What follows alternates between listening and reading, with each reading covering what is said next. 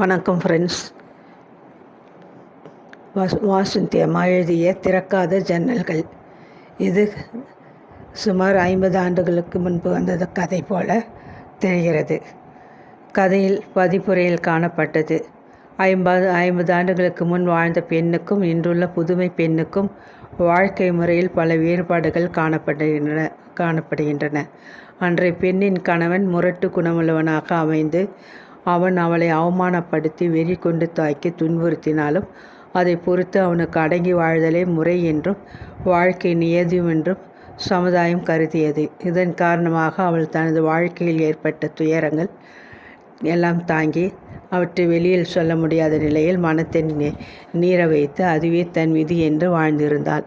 ஆனால் தற்கால பெண்ணோ கணவனின் மாறுபட்ட போக்கிற்கும் வாழ்க்கையில் ஒவ்வாத நடைமுறைக்கும் மனம் இசையாதவளாய் சீற்றம் மிக கொண்டு எழுச்சி கொள்கிறாள்.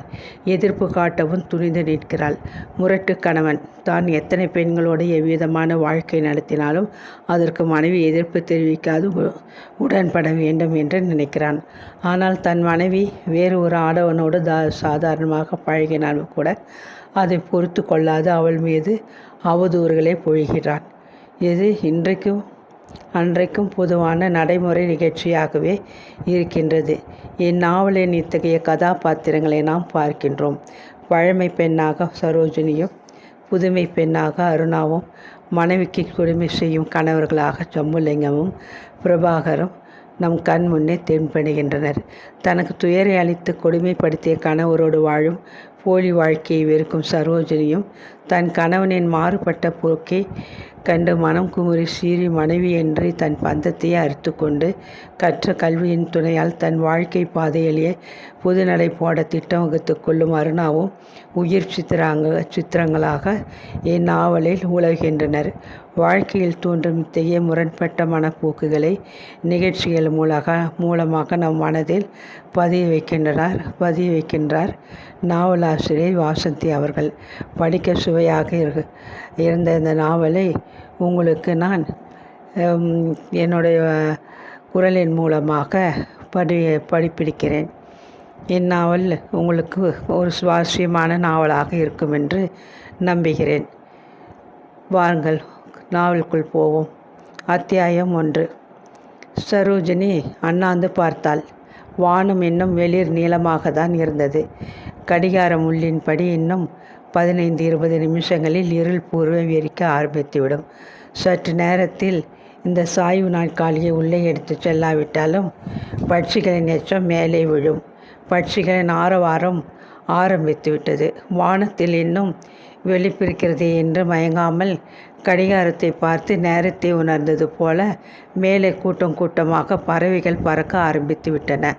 பச்சையும் வெள்ளையும் கருப்புமாய் ஒன்றோடு ஒன்று கலக்காமல் நிறம் பிரியாமல் கோடி விலகாமல் சரோஜினி சுவாரஸ்யத்துடன் மேலே பார்த்தாள். இந்த பறவைகளுக்கும் தனக்கும் ஏதோ சம்மதம் இருப்பது போல பிரமை ஏற்பட்டது. எத்தனை வருஷங்களாக இந்த பட்சிகளை கவனித்து வந்திருக்கிறாள். பொழுது போகாத மாலை வேளைகளில் இதுதான் அவளது பொழுதுபோக்கு. இன்றைக்கு மனசு நிர்மலமாக இருந்தது. அண்ணாந்து பார்க்கும்போது அதரங்களில் சுபாவமான பரவசத்தில் புன்னகை மலர்ந்திருந்தது. எத்தனை வேடிக்கையான மனநிலை இது! அதுவும் இன்றைக்கு என்று மனசு லேசாக திடுக்கிட்டது. இருந்தும் இன்றைய செய்திக்காக மனசு வருந்தவில்லை. துக்கம் ஏதும் ஏற்படவில்லை. மாறாக ஏதோ சாதனை புரிந்தாற்போல மனசு எக்காலமிட்டது. இதிலோ வெற்றி அடைந்தாற்போல் சந்தோஷமிட்டது. அவள் மீண்டும் ஆகாசத்தை பார்த்தாள். அவளுக்கு சிரிப்பு வந்தது. இந்த எனது உணர்வுகள் எல்லாம் எனது அந்தரங்கங்கள். எனக்கு மட்டுமே தெரிய வேண்டியவை. மனதின் ஜன்னலை யாருக்கும் திறக்க முடியாது. அது திறக்காது. திறக்க வேண்டிய அவசியமும் இல்லை. அம்மா, இருட்டிடுச்சிங்க. வராந்தாவில் வந்து உட்கார்ந்துக்கிறீங்களா? முருகனின் குரல் கேட்டு சரோஜினி சுய நினைவுக்கு வந்தாள். அட, இருட்டி போனது எப்படி கவனிக்காமல் போனாள்? அவள் புன்னகையுடன் எழுந்து தோட்டத்து புல் தரையை கடந்து வராந்தாவுக்கு வந்து மறுபடியும் ஒரு சாய்வு நாற்காலியில் அமர்ந்தாள். இப்பொழுதெல்லாம் எல்லாவற்றிற்கும் சிரிப்பு வந்தது. ஞானிகளுக்கு வருகிற மாதிரி. நான் ஞானியா? ஆமாம் என்றானால் அதை உலகம் ஆமோதிக்கும். என்னை தெய்வம் என்று முன்பு சொல்லவில்லை? அவளுக்கு மீண்டும் சிரிப்பு வந்தது. அம்மா. முருகையன் எதிரில் நின்றிருந்தான். அம்மாவும் ஐயாவும் அருணாவும் வர்றதுக்கு நேரமாகும்னு தோணுதுங்க. வந்தாலும் சாப்பிட்றாங்களோ என்னவோ. மனசு சரியில்லைன்னு படுக்க போனாலும் போயிடுவாங்க. நீங்கள் உங்கள் பலகாரத்தை முடிச்சிடுங்களேன். என்ன செஞ்சுருக்க இன்னைக்கு? இட்லி சட்னி தாங்க. சரி வரேன். அவள் எழுந்தாள். நடை இன்னும் தளரவில்லை. பார்வை கூர்மையாகவே இருந்தது. சின்ன வயதில் யவனத்தில் செக்கு மாடாக உழைத்ததில் உடம்பில் ஏறியிருந்த உரத்தில் இந்த 75 வயதிலும் வைத்தியருக்கு வாரி இறைக்காமல் இருக்க முடிந்தது. செக்கு மாடு. முருகையன் மிருதுவான 2 இட்லிகளை வெள்ளித்தட்டில் சட்னியுடன் கொண்டு வந்து வைத்தான். தயிரையும் கொண்டு வந்து வைத்து சாப்பிடுங்க என்று உபசரித்தான். அன்று செக்கு மாடாக இருந்ததற்கு இன்று வரை மரியாதை. அவள் தனக்குள் சிரித்து கொண்டாள். இந்த செக்கு மாடும் திமிரிற்று என்று யாருக்கும் தெரியாது. அதுவும் எப்படி? யாருக்கும் தெரியாது. அது என்னுடைய அந்தரங்கம். அவள் சாப்பிட்டு விட்டு வரவேற்பறை சோஃபாவில் வந்து அமர்ந்தாள். 9 மணி ஆகிவிட்டது. இன்னும் கார்த்திகேயனும் அவன் மனைவி நளினியும் பேத்தி அருணாவும் வீடு திரும்பவில்லை. டிவியில் ஒரு ஹிந்தி தொடர் நாடகம் ஒளிபரப்பிக் கொண்டிருந்தார்கள். பாஷை எதுவும் புரியாவிட்டாலும் நடிகையரின் முகங்கள் அழகாக இருந்தன. பார்க்கலாம் போல் தோன்றிற்று. தரையில் உட்கார்ந்து பார்த்து கொண்டிருந்த முருகையன் சரையல் என்று எழுந்தான். வந்துட்டாங்க என்றான். டிவி அணைச்சிடுட்டுங்களா என்றான். அணைச்சிடு என்றாள் சரோஜினி. அவனுடைய சமயோசிதத்தை நிறைத்து வியந்து அவன் வாசலுக்கு விரைந்து கதவை திறந்ததும் மௌனமாக மூவரும் நுழைந்தார்கள். கார்த்திகேயன் முகத்தில் ஒரு இறுக்கம் தெரிந்தது. நளினியின் முகத்தில் சோகம் கப்பியிருந்தது. அடுத்த நிமிஷம் அழுகையில் வெடித்து விடுவாள் போல் தோன்றிற்று. அருணா மட்டும் எதுவுமே நடக்காதது போல லேசான புன்னகையுடன் சரோஜினியின் அருகில் வந்து அவள் தோள் மேல் கை வைத்தாள். எல்லாம் முடிஞ்சு போச்சு பாட்டி. கேஸை ஜெயிச்சுட்டேன். இனிமே நான் சுதந்திர மனுஷி. சரோஜினி கார்த்திகேயன் நளினியின் பக்கம் திரும்பாமல் மௌனமாக அருணாவின் கையை வருடினாள்.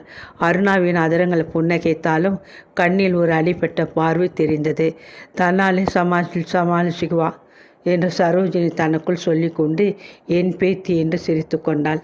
அருணாவை வாத்தல் சிலையத்துடன் பார்த்து போய் சாப்பிடு, முகம் ஆடியிருக்க என்றாள். முகத்தோட வாட்டம் பசியினாலே இல்லை என்றால் நல்ல சலிப்புடன். யார் சொன்னது? எனக்கு பசிதான். முருகையா என்ன இருக்கோ அதையெல்லாம் கொண்டா என்றபடி அருணா சாப்பாட்டு மேஜைக்கு சென்றாள்.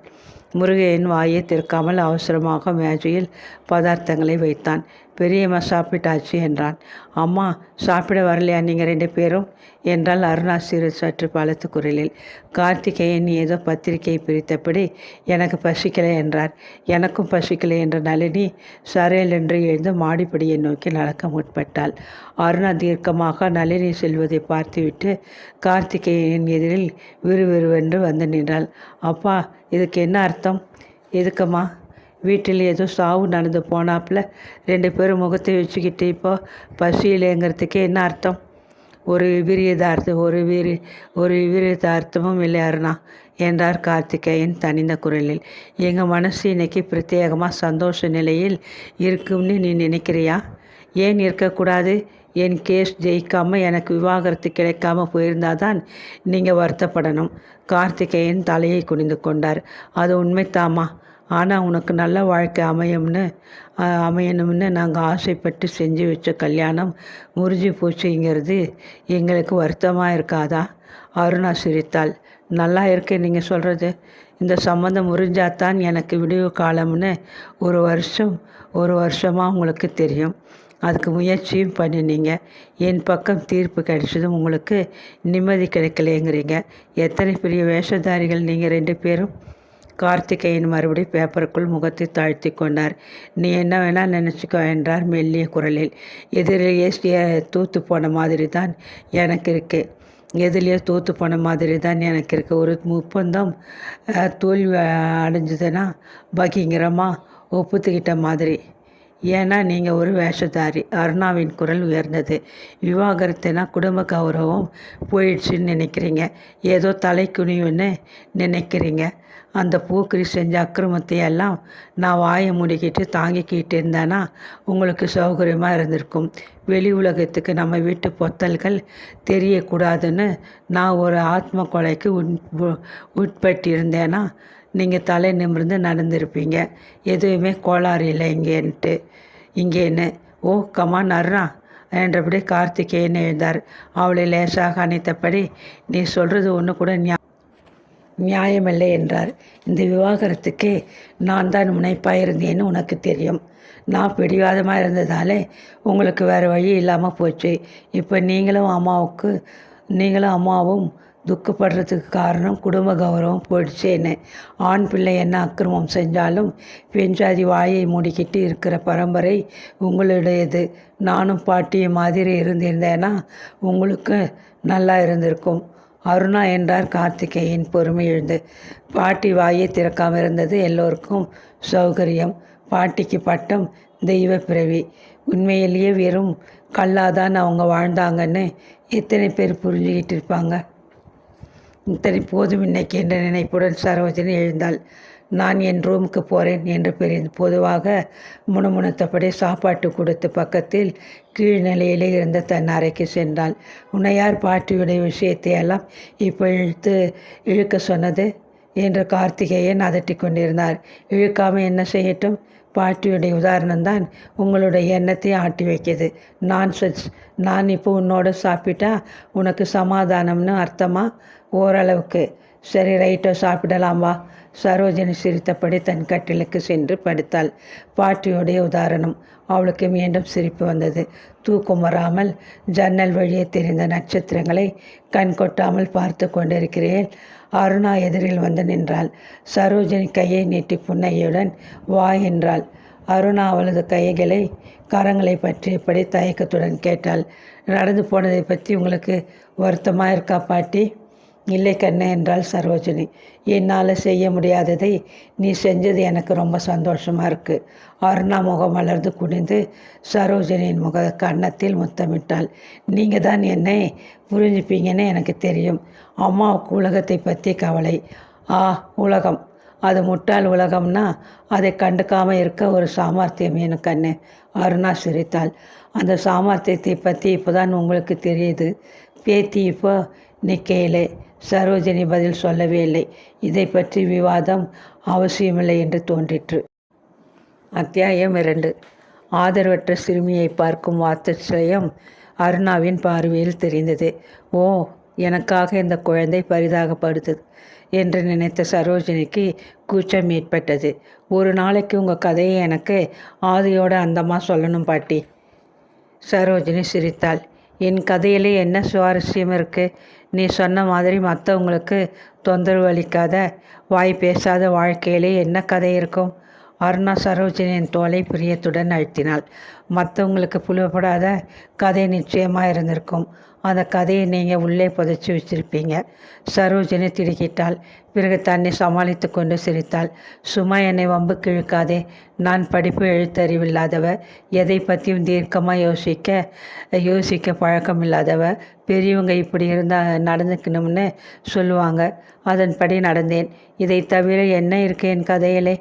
அருணா சற்று நேரம் பேசாமல் இருந்தாள். பிறகு மெல்லிய குரலில் கேட்டால், ஒரு விஷயம் சொல்லுங்கள் பாட்டி. நீங்கள் அதே நிலைமையிலே இப்போ என் வயசில் இருந்திருந்தீங்கன்னா புருஷனை விவாகரத்து செய்திருப்பீங்களா? கேள்வி ஊசி முனையாய் குத்திற்று. மனத்தின் சாளரம் சற்று திறந்து சக்களத்திக்கு புருஷனின் நிர்பந்தத்தினால் எண்ணெய் ஸ்நானம் செய்விக்கும் தலை குனிந்த அவளது உருவத்தை காட்டிற்று. சரோஜினியின் உடல் விரைத்தது. செய்திருப்பேன் கண்ணு என்றால் மெல்ல. அதுதான் நேர்மையாக இருந்திருக்கும். அருணா குடிந்து மறுபடியும் முத்தமிட்டாள். தேங்க்யூ பாட்டி. நீங்கள் தான் எனக்கு உண்மையான சிநேகிதி. அம்மாவுக்கு இந்த மாதிரி முற்போக்கு எண்ணம் இல்லை. எல்லாத்துக்கும் சொந்த அனுபவம் தேவையா அருணா? ரைட். அருணா சிரித்து கொண்டே எழுந்தாள். 25 வயசுதான் இந்த பெண்ணுக்கு. கொள்ளை அழகும் புத்திசாலித்தனமும். அதுதான் அந்த கடங்கார மாப்பிள்ளைக்கு கொள்ளலை. சிரிச்சுக்கிட்டு இது இப்போ நின்னாலும் மனசுக்குள்ளே புண்ணார கொஞ்ச நாள் ஆகும். பாவம். பழசெல்லாம் மறந்துடு கண்ணு என்றால் மென்மையாக. என்னையோடு மறந்தாச்சே என்று அருணா சிரித்தாள். அடுத்த மாதம் மேல் படிப்புக்கு அமெரிக்கா போகிறேன் பாட்டி. புதுசாக வாழ்க்கையே தூங்க போகிறேன். அதுதான் சரி. உங்கள் அம்மாவும் அப்பாவும் சமாதானம் ஆயிடுவாங்க. கவலைப்படாதே, போய் படுத்துக்கோ இப்போ. அருணா நன்றியுடன் அவள் தோளை தட்டி குட் நைட் பாட்டி என்று கதவை லேசாக சாத்திவிட்டு வெளியேறினாள். நாடி நரம்பையெல்லாம் யாரோ உலுக்கி விட்டாற் போல இருந்தது சரோஜினிக்கு. தூக்கம் நன்றாக கலைந்து விட்டது. புருஷனை விவாகரத்து செய்திருப்பீங்களா? நெற்றியும் உள்ளங்கையும் உயர்த்தன. ஜன்னல் வழியே தெரிந்த இருண்ட வானத்தை சரோஜினி விரித்து பார்த்தாள். நான் சொன்ன பதிலை நளினியும் கார்த்திகேயனும் கேட்டாங்கன்னா என்ன நினச்சிப்பாங்க? அருணாவுடைய சமாதானத்துக்காக தான் அதை சொன்னேன்னு நினைப்பாங்க. அதுதான் உண்மைன்னு புரிஞ்சுப்பாங்களா? படிப்புங்கிறது எத்தனை பெரிய வித்தியாசத்தை ஏற்படுத்துது. என்னுடைய நடத்தைக்கெல்லாம் காரணம் அன்னைக்கு இருந்த சூழ்நிலை. அதுக்கு தகுந்த மாதிரி தான் நான் இருக்க வேண்டியிருந்தது. அது சரியோ தப்போ என் புத்திக்கு எட்டின விதத்திலே என் எதிர்ப்பை காண்பித்தேன். ஆனால் நான் காண்பித்த விஷயம் உலகத்துக்கு தெரியாது.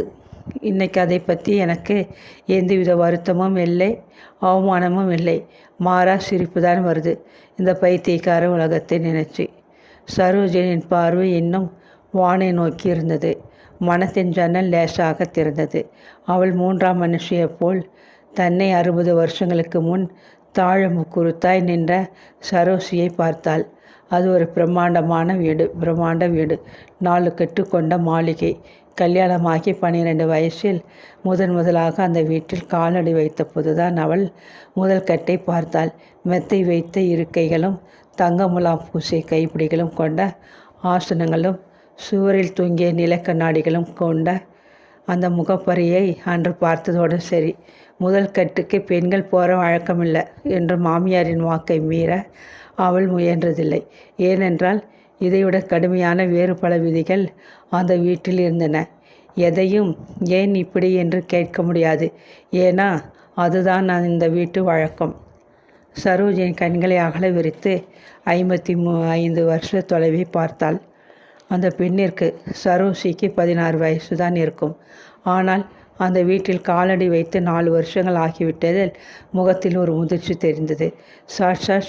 சாட்சாத் லட்சுமி தேவியாட்டும் என்று மாமியார் சந்தோஷமான நிலையில் இருக்கும்போது திருஷ்டி கழிக்கும் முகம், சுருண்ட தலைமுடியும் விளக்கெண்ணெய் தடவிய மாமியார் படிய வாரி விடுவாள். சுருளா முடி வேஷ்டி முகத்திலே தான் தொங்கும். இன்னும் இருள் முழுவதும் பிரியவில்லை. கோழி கூவுவது புலன்களில் உரைத்ததும் சரோசி கண்ணை விழித்தாள். பட்டு மெத்தை விரித்த அந்த இரட்டை கட்டிலில் ஜம்புலிங்கத்தின் நெடிய உருவம் அயர்ந்து நித்திரையில் இருந்தது. மாமியாரும் அம்மாவும் சொல்லி கொடுத்த வழக்கப்படி சரோசி கண் விழித்ததும் திருமாங்கல்யத்தை கண்ணில் ஊற்றி கொண்டாள். எழுந்து படுத்திருந்த புருஷனின் காலை தொட்டு வணங்கினாள்.